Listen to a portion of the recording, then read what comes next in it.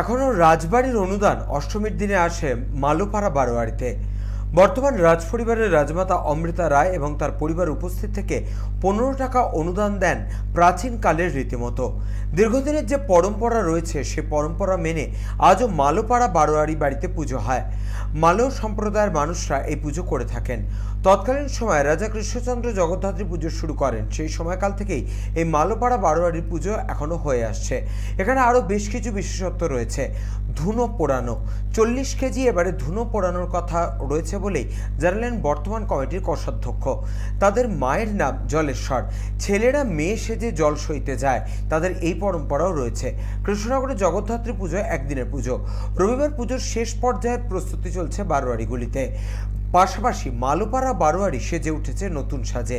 প্রতি বছরের জগদ্ধাত্রী পুজো আলোকসজ্জার পাশাপাশি থিমের ছোঁয়া দর্শনার্থীদের মন জয় করে।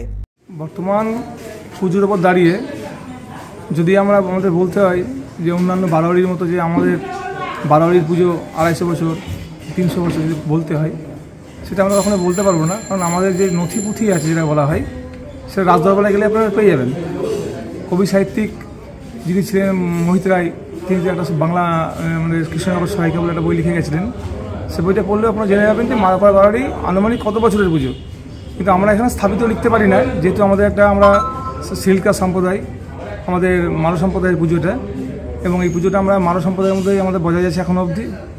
তো আমাদের পুজোর মধ্যে যেটা বিশেষত্ব আছে, যেমন ধরুন ধুনো পোড়ানো, যেমন এবছরে 40 কেজি ধুনো আমাদের পূর্বে যারা মায়ের কাছে মানসিক করেন তাদের জন্য ধুনো পোড়ানো, এবং মায়ের কাছে যারা মানসিক করে যাদের মনস্কামনা পূর্ণ হয়, তারা এখানে এসে নিজেরা দণ্ডি কাটতে কাটতে ঘাট থেকে আসেন, এসে এখানে মায়ের সামনে তারা নিজে কাপড়ের তলায় বসে হাতে বেরিয়ে নিয়ে, মাথায় বেরিয়ে নিয়ে আগুন দিয়ে তাকে, আমাদের যারা উপোস করে থাকেন 2 দিন ধরে, তারা এই কর্মটা তাদেরই করতে হয়।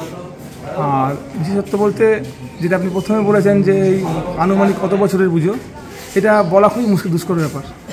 মানে রাজবাড়ির পুজোর পাশাপাশি কি পুজো শুরু? একদম তাই, রাজবাড়ির পুজো অবশ্যই আমাদের রাজবাড়ির পাশাপাশি পুজোর কারণ হচ্ছে আমরা হচ্ছে জেলে সম্প্রদায়ের লোক। আমরা জেলে সম্প্রদায়ের লোক। আমার জাতিগত ব্যবসা ছিল, কোনো এক টাইমে জাতিগত ব্যবসা ছিল আমাদের ওই মাছ ধরা, নৌকা পাওয়া, মাছির কাজ ছিল। রাজরাজেশ্বরীকে যখন রাজা কৃষ্ণচন্দ্র রায় যখন রাজরাজেশ্বরীকে যখন জোড়া পাটা করে নদীতে নিয়ে এসে ঠাকুরটাকে বিসর্জন দিতেন, তো তখন এই কাজটা করবে কে? সে মাল সম্প্রদায়ের লোক, কারণ তারা মাঝি। তার জোড়া নৌকা এক জায়গায় করে মাঝখানে পাটাতন দিয়ে দেবী রাজরাজেশ্বরীকে, রাজবাড়ি ঠাকুরকে সেই সময় বিসর্জন দেওয়া হতো। এবং সেই প্রদেয় অর্থে, তৎকালীন যুগে সেই প্রদেয় অর্থে এই মালোপাড়া বারোয়ারির পুজোর সূচনা তৈরি হয়। এবার আপনারা বুঝে নিন আনুমানিক কত বছর হতে পারে। যেমন বিভিন্ন বারোয়ারি বলছেন আমাদের 252 বছর পার পেরিয়ে গেছে। এটা কোনো তথ্য নয়, এটা ওনারা বিনা তথ্যে বলছেন। এবং রাজবাড়ির যে অনুদান স্বরূপ পুজো, যা আজও আমাদের এই মালোপাড়া বাড়িতে বর্তমান বিরাজ করে আছে, সেটা অষ্টমী তিথিতে এখন যিনি মহারানী আছেন তিনি আমাদের এখানে আসেন। আমাদের সেই পৌরাণিক যুগে যে 15 টাকা অনুদান, সেই অনুদানেই মায়ের মাজরেশ্বরীর পুজো এখনও বিরাজমান আছে। এবং আমাদের যে বিশেষত্ব আছে, যারা ধুনো পুরাণ আপনি বলছেন একটু আগে, ধুনো পুরাণ অবশ্যই এটা আছে।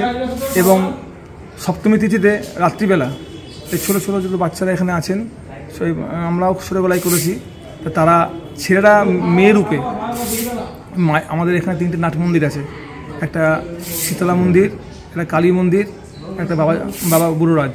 এই 3টে মন্দিরে আমাদের রাতের বেলায় তিথিতে আমাদের নিমন্ত্রণ করতে যেতে হয়, জল ছাড়তে যেতে হয় ছেলেরা মেয়ে রূপে।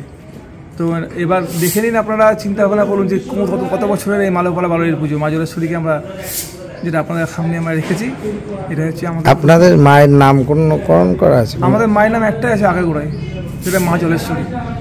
যেহেতু আমাদের জেলা সম্প্রদায়ের লোক, আপনাকে আগেই বলেছি, আমাদের জলেই আমাদের ব্যবসা ছিল একটা টাইমের, সেই জন্য ওটা মা। কৃষ্ণনগর থেকে রজত সেনের রিপোর্ট, চ্যানেল 24/7।